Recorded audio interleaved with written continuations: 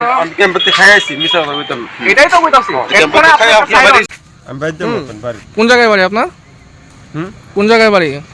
বাইরে আমার না ঠিক আছে দেন তাহলে ম্যাডাম আপনি মদমত্ত অবস্থায় তাণ্ডব এক টিএসআর জওয়ানের। মাতলামির দৃশ্য চাক্ষুষ করতে রাস্তায় আম জনতার ভিড়।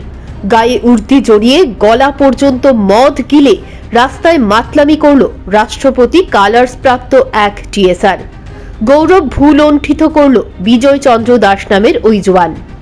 আমি ক্যাম্পে খাই আইছি মিছা কথা কইতাম না। এটাই তো কইতাছি। ক্যাম্পে খাই আপনার বাড়ি দেশটা গুল্লা খাইতেন, খাই আরামসে যাইতেন, কি অসুবিধা আসলো?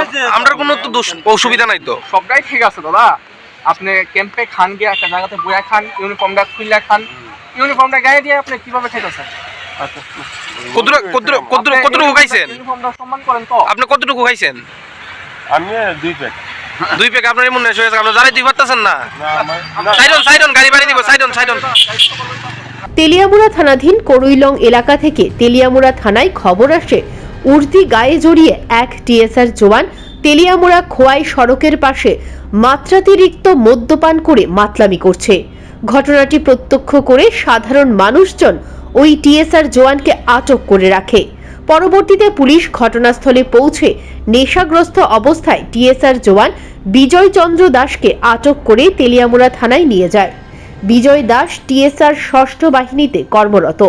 উদয়পুর থেকে পেশাগত দায়িত্ব শেষ করে মদে মাতাল টিএসআর জওয়ান তেলিয়ামুড়া হয়ে খোয়াই গৌরাঙ্গ টিলার দিকে যাচ্ছিল, কিন্তু সে মদের নেশায় এতটাই মাতাল ছিল যে সঠিকভাবে দাঁড়াতেই পারছিল না।